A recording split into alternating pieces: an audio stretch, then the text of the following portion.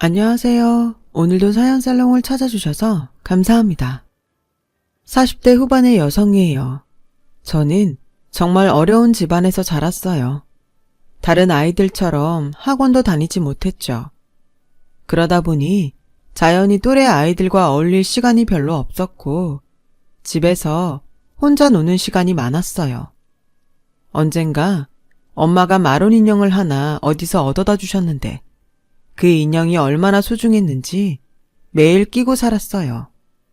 부모님이 일을 나가고 혼자 있을 때는 인형을 맞은편 상위에 앉혀놓고 밥을 먹기도 했어요.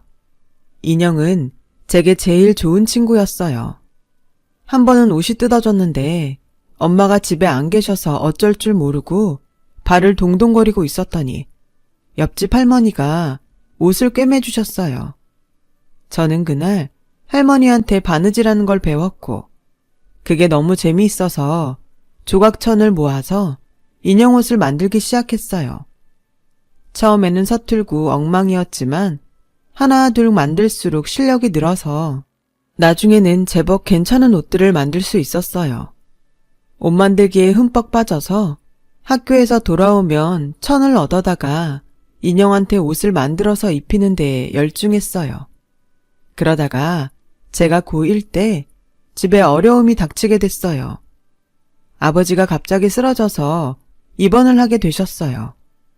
중학교 때까지는 아무리 어려워도 제가 학교 다니고 용돈 받는 게 힘들 정도는 아니었는데 아버지가 입원하신 다음부터는 전과는 비교도 안 되게 어려워졌어요. 저는 당장에 학교를 그만두고 일자리를 찾겠다고 나섰지만 엄마가 엄청 말리며 반대하셨어요. 요즘 세상에 대학도 아니고 고등학교를 그만두면 뭘 해먹고 살려고 그래. 절대 안 돼. 엄마가 어떻게든 해볼 테니까 무조건 학교 다녀. 어릴 때부터 학원 하나 제대로 보내본 적 없는 것도 미안한데 학교까지 그만둔다고 하면 엄마 진짜 못 살아. 아빠 아프신 건 어쩔 수 없는 거야. 그러니까 그 짐을 네가 지려고 하지 마. 알았어? 라는 간곡한 말에 저는 학교를 계속 다녔어요. 엄마가 밤낮으로 일을 하며 아버지 병간호를 했지만 아버지는 다시 일어나지 못하시고 몇 개월 후 돌아가셨어요. 엄마는 장례식 내내 서럽게 많이 우셨지만 그 이후에는 한 번도 눈물을 보이지 않으셨어요. 민영아, 너 마음 단단히 먹고 공부해. 내가 대학은 자신이 없어. 네가 벌면서 다녀야 될지도 몰라. 그래도 어떻게든 고등학교는 끝내게 해줄 거야. 절대 다른 마음 먹지 말고 학교 다녀야 돼. 사실 아버지 병원비 때문에 집에 빚이 많아서 저는 정말 학교를 관둘 생각을 하고 있었어요. 엄마가 그걸 눈치채셨는지 몇 번이고 다짐을 받으시더라고요. 그 이후 엄마는 악착같이 일을 하셨어요. 저도 엄마 뜻에 따라 학교를 열심히 다녔어요. 공부를 잘하는 편은 아니었지만 그래도 중상위권은 됐어요. 하지만 어정쩡한 대학을 가는 건 아니다 싶더라고요. 저는 하루라도 빨리 돈을 벌어서 엄마의 부담을 덜어드리고 싶었거든요. 그래서 고등학교를 졸업하고 바로 동대문 시장 안에서 수선을 주로 하는 의상실에 취직을 했어요. 워낙 옷 만드는 걸 좋아해서 그쪽 일이 하고 싶었고 잘할 수 있을 거라는 자신도 있었어요. 저는 옷을 수선하거나 예전 옷을 요즘 스타일로 고치는 걸 배웠어요. 인형 옷만 만들다가 진짜 사람들이 입는 옷을 만드니까 어려운 점도 있었고 새로 배우는 것도 많았어요. 홈질이나 휘겁치기도 다시 배웠는데 사장님은 제가 손이 빠르고 금방 익힌다고 좋아했어요. 어릴 때부터 옷 만드는 걸 좋아했던 게 소질이 있어서 그랬던 것 같아요. 저는 일을 하면서 사장님이 옷을 디자인하는 것도 어깨 너머로 배웠어요. 디자인 책을 사다가 열심히 보면서 혼자 공부도 많이 했고요. 그리고 밤을 새워 하나씩 제 옷을 만들어 보았어요. 처음에는 시간이 정말 많이 걸렸는데 그렇게 하다 보니 나중에는 점점 빨라지더라고요. 어느 날 제가 만든 코트를 입고 갔더니 사장님이 괜찮다고 하시더라고요. 민영 씨, 우리 이거 만들어서 팔아볼까? 여기까지 살아오는 사람은 많지 않을 테니까 하나만 걸어놓고 몇 개 만들어서 옷가게에 줘보자. 정말요? 너무 좋긴 한데 제가 만든 옷을 살 사람이 있을까요? 내가 팔자고 하면 되는 거야. 여기서 내 짬밥이 20년이야. 옷 보는 안목도 없겠어? 그냥 몇 벌만 만들어서 시험해보자는 거니까 부담 갖지 마.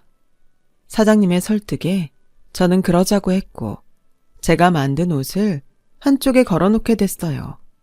그리고 며칠 후 옷 도매 가게에서 연락이 왔어요. 사장님이 놓고 간 코트 다 팔렸어요. 이거 몇 장 더 있어요? 좀 더 갖다 놓으면 좋겠는데. 그 말에 사장님은 의상실에 걸어놨던 코트를 바로 갖다 줬고 저도 옷을 몇 장 더 만들었어요. 그렇게 제 옷이 가게에서 팔리기 시작했죠. 사장님은 아예 자기와 계약을 하고 일하자고 하셨어요. 민영 씨, 옷 만드는 센스가 있어. 나랑 같이 해보자. 응? 내가 여기 오래 자리 잡고 있어서 가게들 뚫는 건 금방이야. 저도 제 옷이 팔리는 게 너무 기뻤고 재미도 있어서 그렇게 하겠다고 했어요. 더 예쁘고 편한 옷을 만들기 위해서 서점에 가서 외국 패션 잡지들이며 옷 만들기 잡지들을 사와서 열심히 보며 연구를 했고요. 그렇게 공부하며 옷을 만들다 보니 어떤 옷들은 잘 팔리고 어떤 옷들은 안 팔리는 게 있더라고요. 그걸 쭉 놓고 보니 외국에서 좋아하는 옷과 우리나라 사람들이 잘 안 입는 옷이 뭐가 다른지 조금씩 파악이 되더라고요. 저는 비록 대학에서 정식으로 공부는 하지 못했지만 현장에서 부딪혀가며 익힌 감각과 실력으로 보세 쪽에 점점 많은 수의 옷을 내놓게 되었어요. 옷 주문량이 많아지자 사장님은 공장을 수소문해서 옷을 맡기기로 하셨어요. 엄마도 제가 빠르게 자리를 잡아가자 많이 좋아하셨죠. 대학 안 간다고 할 때 마음이 너무 아팠는데 그래도 네가 좋아하는 일 하면서 잘 되니까 엄마가 마음이 좀 놓인다. 기특하고 장하다 내 딸. 엄마, 이제 그런 생각 안 해. 나 진짜 괜찮아. 난 얼른 빚 빨리 갚고 싶어. 저는 정말 열심히 했고 5년 후에는 사장님한테서 독립을 하게 됐어요. 빚도 굉장히 많이 갚았고요. 저는 직원 넷을 두고 옷을 만들었고 옷도 정말 잘 팔렸어요. 28이라는 젊은 나이에 사장님 소리를 듣게 됐죠. 그 무렵에 남편을 만났어요. 그 사람도 동대문 도매시장에서 여성 옷을 납품하는 사람이었어요. 같은 일을 하다 보니 시장에서도 자주 보게 됐고 그게 자연스럽게 만남으로 연결됐어요. 그 사람은 대학을 졸업하고 일반 회사를 다니다가 엄마가 하시던 옷공장을 물려받아서 하게 됐다고 하더라고요. 말이 공장이지 재래시장에서 좀 규모가 큰 건물의 한 층을 빌려서 미싱 여러 대를 놓고 옷을 만드는 소규모이긴 했어요. 같은 일을 하다 보니 말도 잘 통했죠. 무엇보다 의지가 됐던 것 같아요. 엄마는 제가 혼자 일하는 게 불안했는데 든든한 사람을 만나서 잘 됐다고 좋아하셨어요.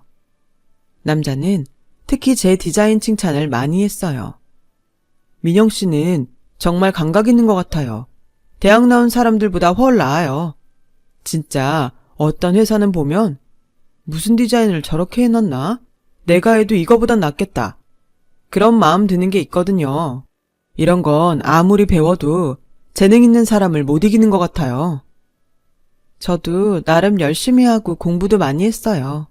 성욱 씨 말처럼 대학을 나온 건 아니지만 그래서 더 열심히 한 것도 있죠. 재능이 있다기보다 제가 좋아해서 더 잘하고 싶어서 노력한 거예요.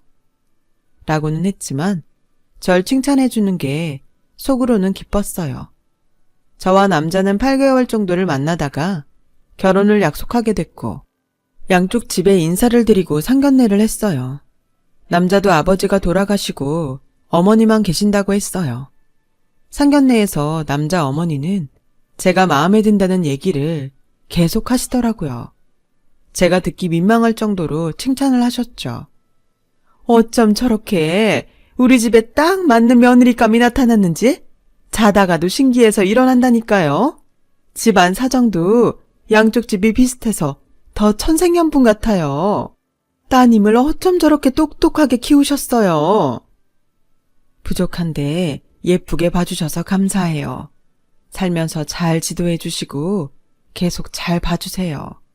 저도 임서방 아들이라고 생각하고 잘할게요. 그렇게 분위기 좋은 만남을 끝내고 결혼 준비가 착착 진행됐고 저와 남자는 가을에 결혼식을 올렸어요. 결혼하고 얼마 되지 않아서 남자는 제 사업과 자기 사업을 합쳤으면 좋겠다고 하더라고요. 그것도 나쁘지 않은데 당신 공장은 다른 데 옷들 하고 있잖아. 그럼 우리 거 옷 나오기가 힘들지 않겠어? 당장은 그럴지 몰라도 멀리 생각하면 그게 더 좋을 것 같아서 어차피 같은 일을 하는데 우리 공장에서 당신 옷 만드는 게 더 좋지 않아? 서로에게 이득이 될 것 같은데. 그래도 저는 덥석 좋다는 말이 나오질 않더라고요. 우선 우리 옷을 얼마나 잘 뽑아내는지 봐야 했어요.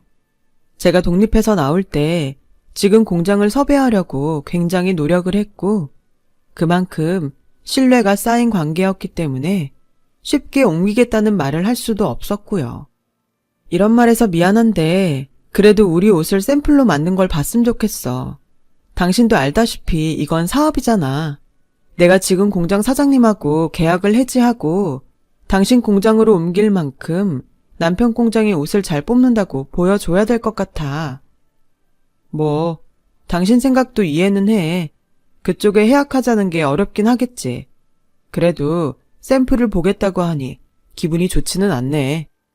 라며 볼멘 소리를 하더군요. 사실 남편 공장은 규모도 작았고 저희는 옷을 한 번에 많이 뽑아내야 되는데 그런 많은 양을 해보지 않았을 게 분명했어요. 저는 저대로 사업 얘기니까 확실히 하자는 건데 그걸 서운해하는 남편이 좀 이해가 되지 않았어요. 남편은 이 일을 시어머니한테 얘기했고 시어머니는 바로 저한테 집으로 오라고 하시더라고요. 너 부부가 뭐니? 일심동체라고 하잖아.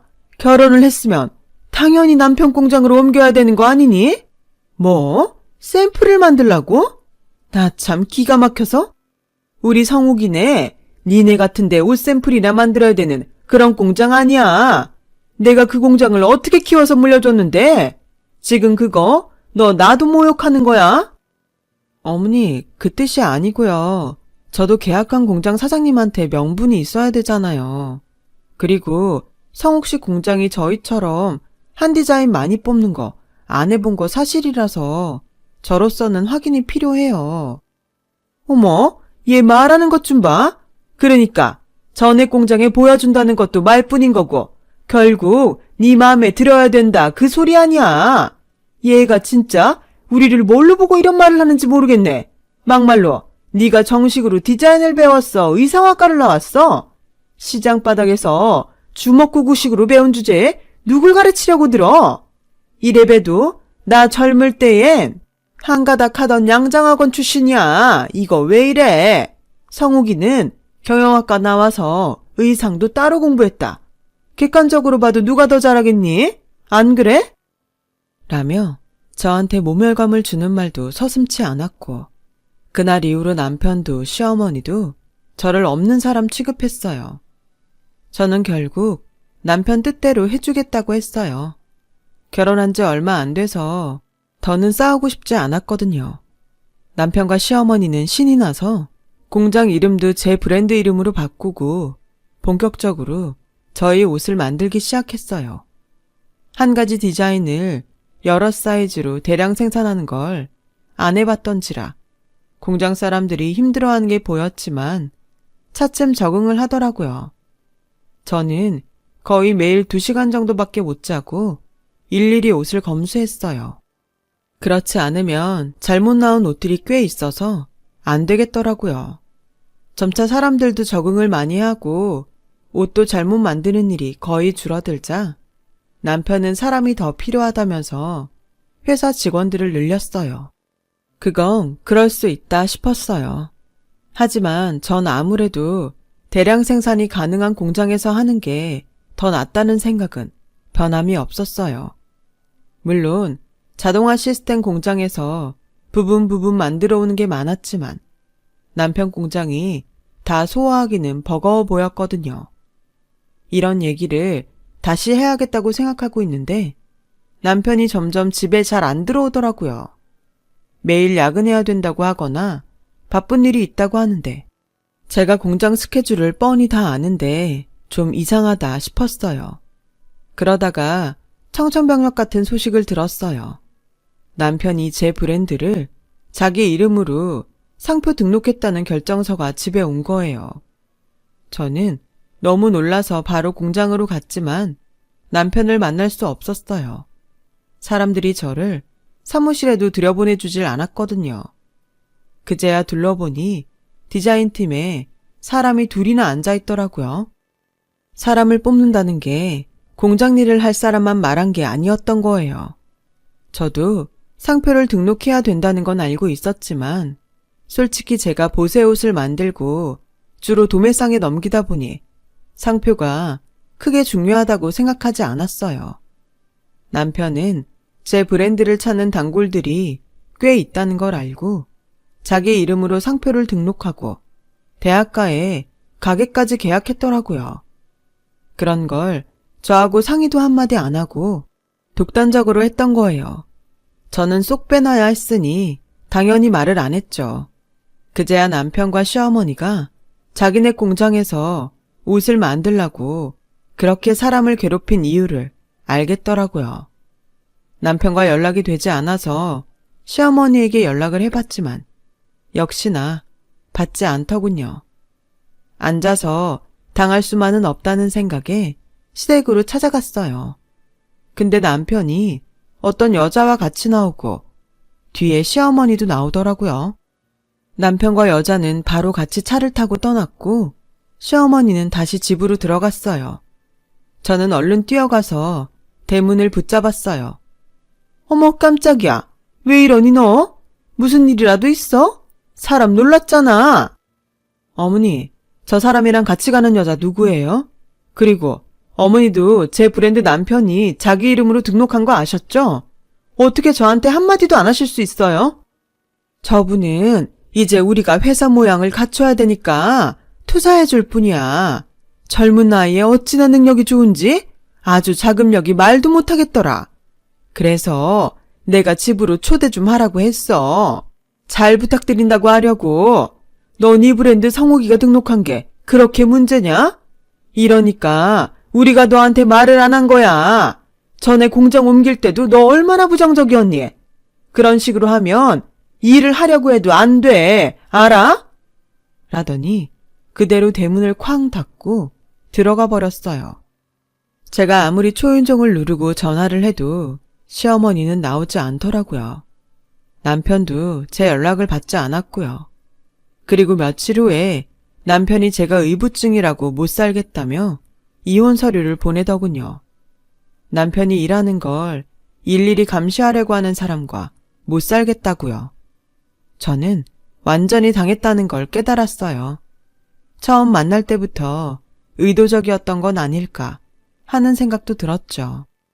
그건 저 혼자 생각이었지만 언젠가부터 두 사람 마음이 변한 건 확실했어요. 저는 이혼을 하고 친정으로 돌아왔고 엄마는 저보고 다시 시작할 수 있다며 격려해 주셨어요. 우리가 얼마나 어려운 순간들을 많이 넘기고 여기까지 왔니? 이것도 이겨낼 수 있어. 그리고 민영이 너 능력 있어. 걱정하지 마. 저는 그 말에 용기를 내서 다시 시작했어요. 엄마는 제가 옷을 만들 수 있는 작업실을 마련해 주셨어요. 저는 옷을 만들어서 전에 같이 했던 사장님께 보내드렸고 사장님은 자기네 옷을 팔면서 제 옷도 매대에 같이 놓아주셨어요. 그것만도 너무 감사했죠. 하지만 저는 다른 방법도 생각해야 되겠다 싶었어요. 그때 인터넷 쇼핑몰이 인기가 많아지고 있어서 저도 인터넷에서 옷을 팔아봐야겠다고 생각했어요. 그래서 프리랜서 웹디자이너를 소개받아서 홈페이지를 만들고 모델 지망생들에게 일당을 주며 옷 사진을 찍어 올렸어요.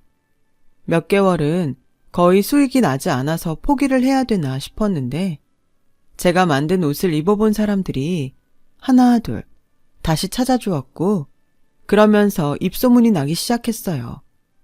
저는 더 공격적으로 여기저기 온라인 마케팅을 했습니다. 비용도 만만찮게 썼었죠. 혼자 밤을 새가며 일을 했어요. 그러다가 어떤 사람이 블로그에 제가 만든 옷을 입고 올렸는데 그게 반응이 좋아서 더 많은 사람들이 쇼핑몰에 가입을 했죠.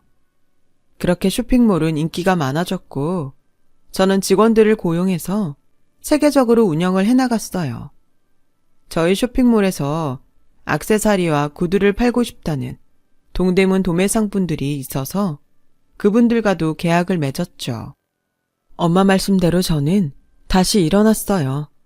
이렇게 보면 금방 쑥쑥 큰 것 같지만 어려움도 있었고 혼자서 마음고생도 꽤 했어요. 전 남편에 대한 배신감도 컸죠. 그래도 모든 걸 다 이기고 또 해냈다는 사실이 너무 기뻤어요. 쇼핑몰이 안정적으로 접어들기까지 꽤 오랜 시간이 걸렸어요. 그러던 어느 날 엄마와 교회로 식사를 하러 갔는데 거기서 뜻밖의 사람을 만났어요. 전 남편이었는데 그 사람이 거기서 허드렛 일을 하고 있더라고요. 저는 알고도 못 본 척했지만 엄마는 너무 놀라서 아는 척을 하셨더라고요. 그 바람에 전 남편도 저와 엄마를 알아봤고 저희 쪽으로 오려고 하지 않더라고요. 그날은 그렇게 그냥 헤어졌어요. 저는 이게 어떻게 된 일인지 궁금해서 전 남편에 대해 알아봤죠. 그랬더니 1년 전에 회사가 부도나서 문을 닫았고 빚을 잔뜩 졌다는 거였어요. 투자를 했다던 여자는 남편과 결혼해서 살다가 회사가 위험해질 때쯤 속았다며 이혼 소송을 하고 자기 돈을 다 빼서 집을 나갔다고 하더군요. 한편으로는 쌤통이라는 생각도 들었지만 다른 한편으로는 씁쓸했어요. 제가 처음 만든 브랜드가 그렇게 사라졌으니까요. 그러고 보니 제 브랜드를 시장에서 못 본 지 꽤 되긴 했더라고요. 그동안 너무 바빠서 잘 모르고 있었던 거죠. 그런데 다음날 전 남편은 어떻게 알았는지 제 사무실로 찾아왔어요. 정말 오랜만이야. 잘 지내나 보네. 저기, 그때는 내가 생각이 짧았어. 당신하고 그렇게 헤어지는 게 아니었는데. 이런 말 정말 염치 없지만 우리 다시 합칠 수 있을까? 이번엔 실수하지 않을게. 실수라니, 무슨 실수요? 그거 다 계획적인 거였잖아요. 제가 바보도 아니고 한 번 속지 2번 속겠어요? 댁하고 더 이상 할 얘기 없으니까 나가주세요. 여기요. 모르는 사람 아무나 들여보내지 마세요. 이렇게 화만 내지 말고 내 얘기도 들어봐. 나도 그때는 잘해보자는 생각이었어. 근데 당신이 너무 사사건건 따지니까 일이 안 될 것 같았다고. 그 말이 지금 나한테 통할 것 같아? 난 이혼하고 시장에서 들은 말이 없는 줄 알아? 댁하고 댁 어머니가 상표 등록하고부터 마음 바뀌었다고 다들 그러더라. 모르는 사람이 없던데 나만 바보같이 모르고 있었던 거야. 그런데 나보고 다시 합치자고? 너 한 번만 더 그딴 소리 해봐. 사기죄로 고소할 거니까. 내가 못할 것 같아? 라고 소리 지르자 남편은 더 말을 못하고 가더라고요. 그런데 남편은 예전이나 지금이나 자기 엄마한테 시시콜콜 다 얘기하는 사람이더라고요. 다음에는 시어머니가 저를 찾아왔더군요. 아가, 그동안 잘 지냈니? 안사돈도 잘 계시고? 사는 게 바쁘다 보니 인사도 한번 못하고 이렇게 시간이 간지도 몰랐어. 할머니가 우리 엄마한테 왜 인사를 합니까? 그리고 누가 아가고 누가 안사돈이에요? 이제 그런 사이 아니죠. 완전 남남이에요. 얘는? 어떻게 사람 관계가 그렇게 무자르듯 딱 잘라지니? 아무리 그래도 같이 지낸 정이 있잖아. 결혼하고 살 때도 저한테 자기네 공장으로 안 옮긴다고 막말 함부로 하던 사람이 그러니까 되게 어색하네요. 저 댁 아들하고 다시 안 합쳐요. 그러니까 그만 돌아가세요. 라고 하자 시어머니는 제 앞에 무릎을 꿇고 싹싹 빌더라고요. 정말 미안하다. 우리가 잘못했어. 한 번만 다시 생각해 볼 수 없겠니? 우리한테도 기회를 주려무나.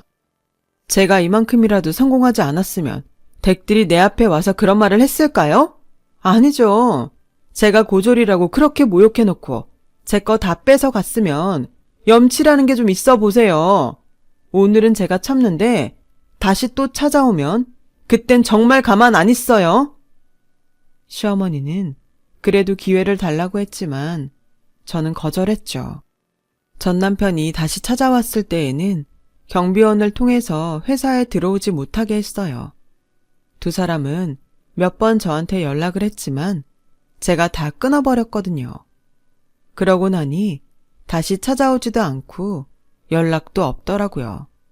그 후 두 사람이 어떻게 됐는지는 저도 들은 게 없어요. 저는 40이 돼서 저처럼 이혼한 남자와 재혼을 했어요. 한때는 다시는 결혼을 하지 않겠다고 마음 먹었는데 너무 따뜻하고 좋은 사람을 만나서 생각이 바뀌었어요. 남편은 중학교 선생님이고 가정적인 사람이에요. 엄마한테도 잘하고요. 지금은 행복하게 잘 살고 있답니다. 열심히 산 보상을 이제야 받는 기분이에요.